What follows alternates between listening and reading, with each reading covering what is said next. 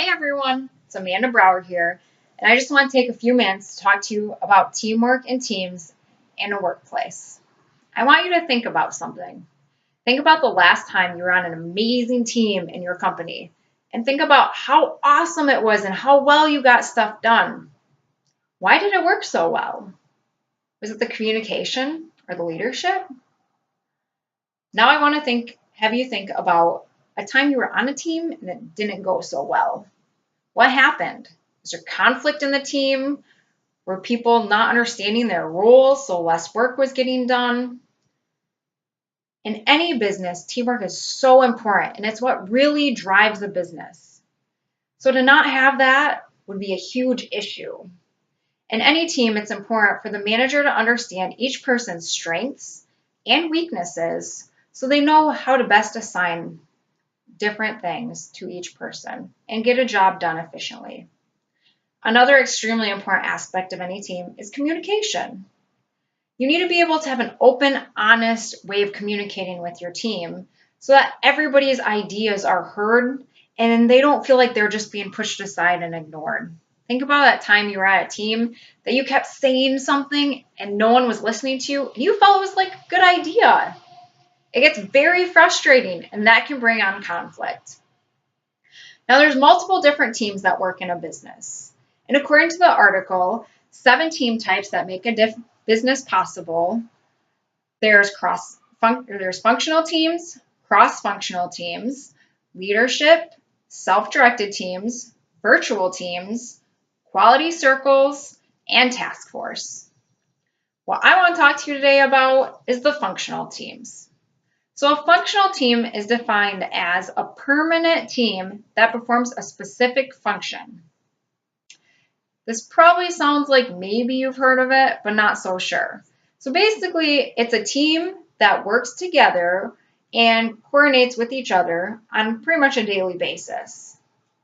In the presentation, I put an example of a picture of what these teams will look like. And after seeing that, it probably looks a little bit more familiar to you.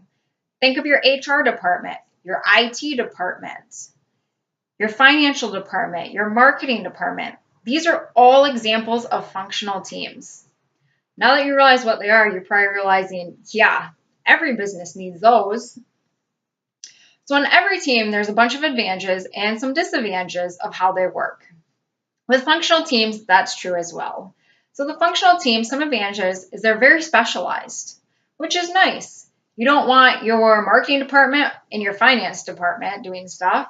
They're specializing in marketing. And because of that, they can do a great job and really continue to grow and educate each other in that department. Another thing is they'll be specifically trained for their departments. Because of that, there's not time wasted in training and other things, and they can focus on what they need to focus on. What about coordination? What if you had a project that you had to get multiple departments together and assign specific roles? If you know specifically what each department does, it'll be easy to coordinate that project. Another thing is clarity. With that specialization, everyone knows what they have to do. They have a good understanding of what their job entails and what they have to do to accomplish it. As well as if they don't know what they have to do, they know who in that department they need to talk to. And how about a very big thing for any company? About your productivity and efficiency. When someone's trained on one thing, think about how good they get at it with experience. Think about how less mistakes they start doing because they know what they're doing so well. But of course, with any advantages, there's disadvantages. So some of these disadvantages are these marketing groups and these HR groups and these finance groups, they can become territorial. They like their group, but sometimes sharing and communicating with other groups, they try to take over because they think their department is the better department. That can be an issue if you have any cross work in between the departments. Another thing is think about as the company expands, those departments are going to get bigger and bigger and bigger, and it's going to get harder for just one person to manage them. So some of those responsibilities are going to have to delegate through the department.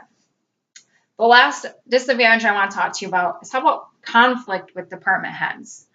A lot of these conflict rises because these leaders have the same roles, the same positions. They're heads of a department. They probably make around the same money.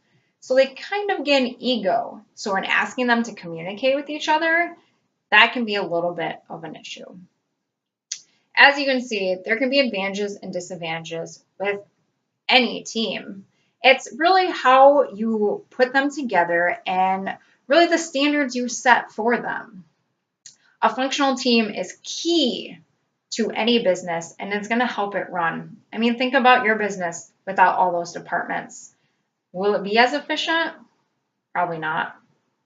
So think about those teams you are on. Did they have those advantages, those disadvantages? Was there good communication? Now that you know those things, it might help you see what will help a team in the future work a little better. Thank you, everyone, and I hope this information helped you understand functional teams much better.